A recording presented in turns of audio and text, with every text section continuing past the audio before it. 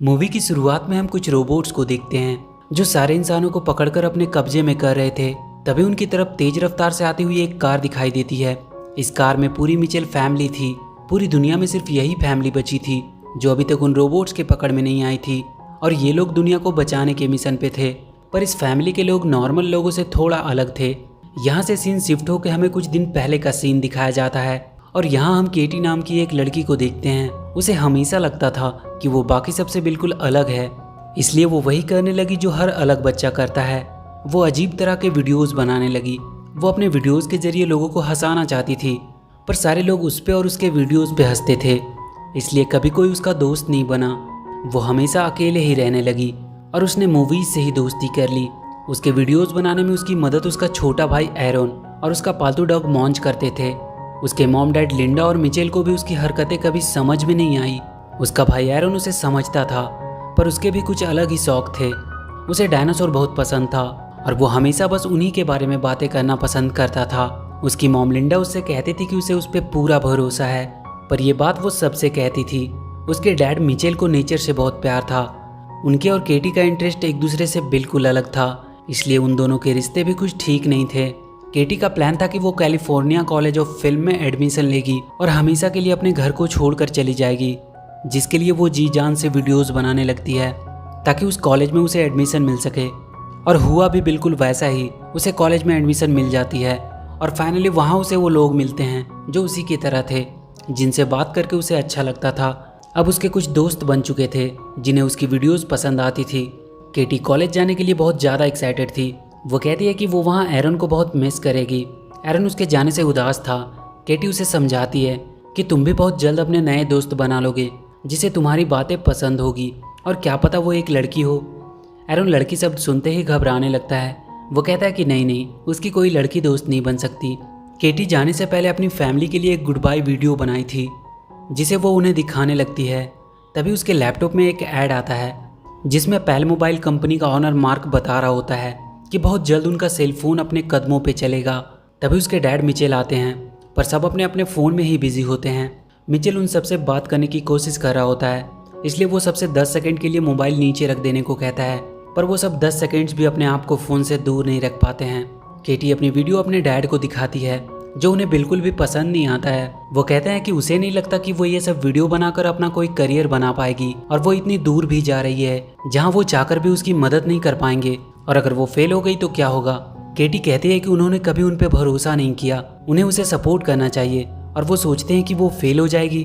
तभी लिंडा सबका ध्यान किसी और तरफ करने की कोशिश करती है, पर केटी गुस्से से अपना लैपटॉप लेकर जाने लगती है। मिचेल उसका लैपटॉप पकड़ लेता है और कहता है कि वो उसे हर्ट नहीं करना चाहता था, और वो पूरी वीडियो दिखाने को कहता है, और इसी छीना झपटी में लैपटॉप गिरकर टूट जाता है। केटी गुस्से में कहती है कि इसीलिए वो घर छोड़कर जाने के लिए इतना ज़्यादा एक्साइटेड है, और वो अपने रूम में चली जाती है। लिंडा मिचेल को समझाने की कोशिश करती है कि उसे केटी से बात करनी चाहिए और उन दोनों को अपने रिश्तों को ठीक करना चाहिए, क्योंकि कल अगर केटी ऐसे ही यहाँ से चली गई तो फिर कभी वो उनके पास वापस नहीं आएगी।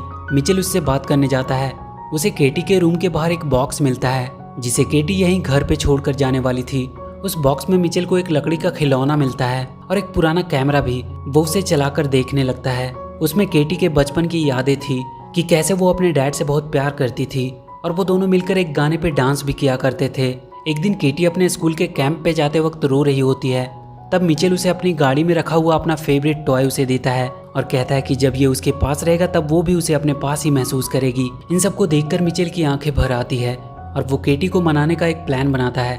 सुबह केटी अपने कॉलेज जाने के लिए बहुत ही एक्साइटेड होती है। उसके दोस्त पहले ही वहाँ पहुँच चुके थे और वो उसे उसके रूम की तस्वीर भी भेज रहे होते हैं, पर वो जैसे ही घर से बाहर आती है वो देखती है कि उसका पूरा परिवार अपना सारा सामान गाड़ी में लोड कर रहा है। वो अपने डैड से पूछती है कि ये सब क्या हो रहा है। मिचेल उससे कहता है कि उसने उसकी फ्लाइट की टिकट कैंसिल कर दी है, क्योंकि वो सब उसे कार से उसके कॉलेज छोड़ने के लिए जाएंगे।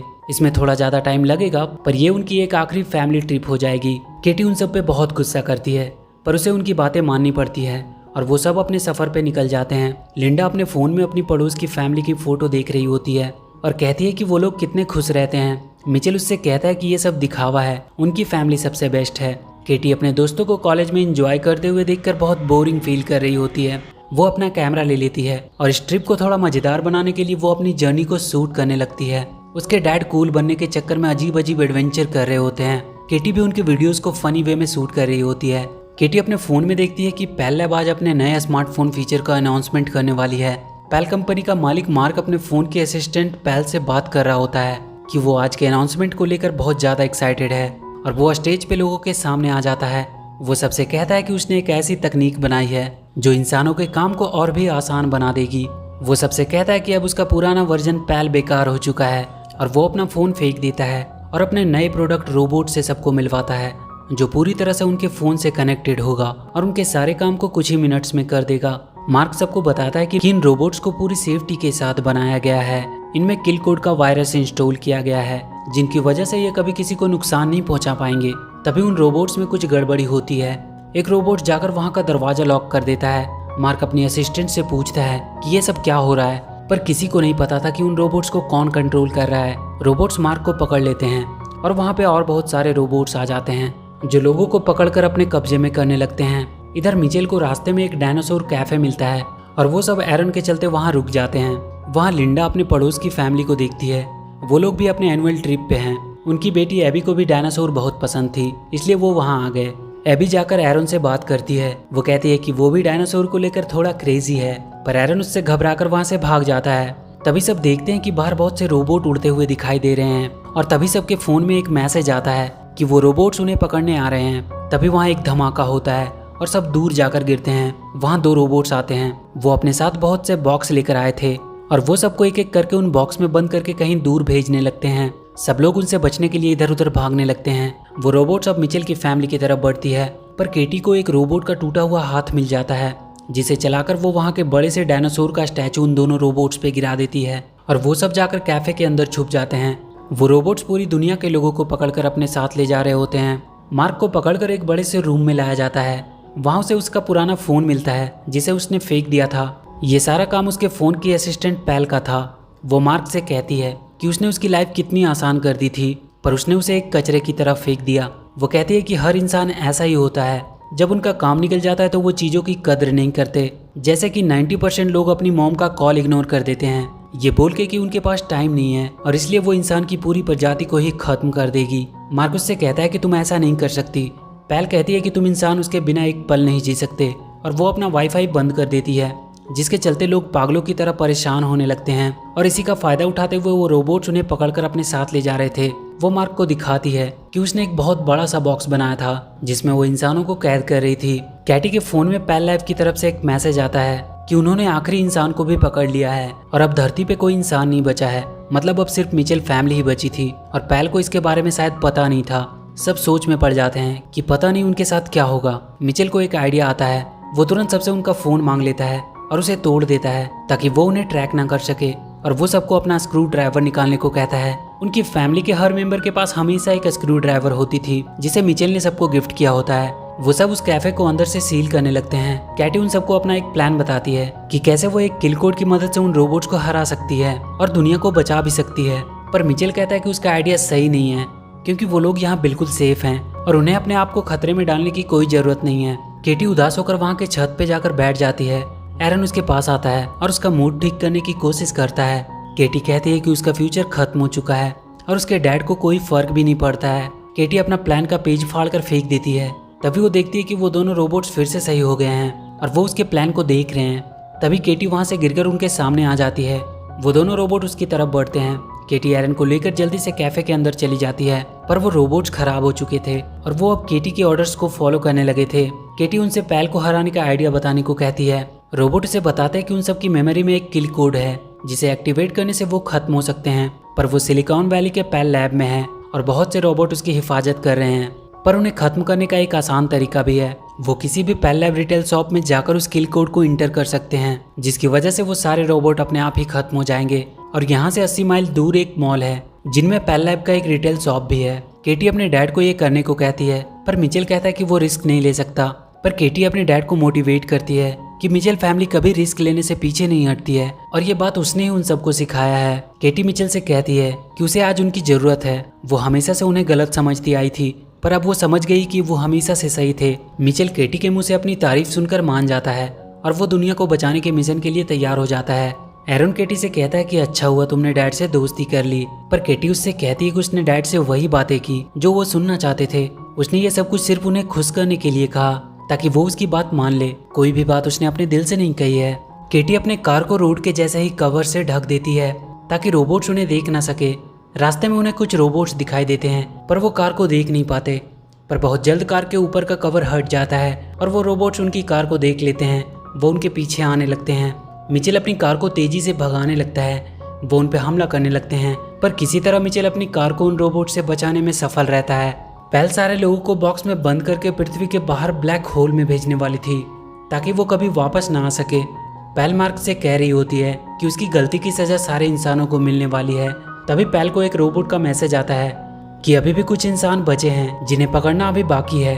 पैल उन सब के बारे में पूरी जानकारी निकालने को कहता है। उन्हें उनका लोकेशन पता चल चुका था। केटी के पास वाले दोनों रोबोट मॉन्च को देखकर कहते हैं कि ये डॉग है या पिग। उन्हें मॉन्च को रिकॉग्नाइज करने में दिक्कत आ रही थी और इसी वजह से उनका सिस्टम खराब हो जाता है। मिचेल फैमिली अब मॉल तक पहुंच चुकी थी। वो मॉल के अंदर जाते हैं। केटी वहां के पैल लैब के स्टोर के पास पहुंचती है और उन रोबोट्स को किल कोड इंस्टॉल करने का ऑर्डर देती है। एक रोबोट तुरंत वहां के लैपटॉप में किल कोड का पेन ड्राइव लगा देता है और किल कोड इंस्टॉल करना शुरू कर देता है। उनका अपलोड लगभग 8 मिनट में कंप्लीट होने वाला था। सब बहुत खुश होने लगते हैं कि उन्होंने मिलकर पूरी दुनिया को बचा लिया। तभी उन सबको वहाँ कुछ गड़बड़ होने का एहसास होता है। वहाँ मॉल के सारे मशीन्स उन पर हमला करने लगते हैं और वो कैटी से वो लैपटॉप मांगने लगते हैं। कैटी उस लैपटॉप को लेकर भागने लगती है। वो उन सब मशीन से बचते हुए एक कमरे में छुपते हैं। वो कमरा खिलौनों से भरा हुआ था पर उन खिलौनों में भी पैल चिप लगा हुआ था। वो सारे खिलौने उन पर हमला करने लगते हैं। तभी वहाँ का सबसे बड़ा खिलौना उन पर हमला करने आता है। वो अपने मुंह से लेजर बीम भी निकाल रहा था।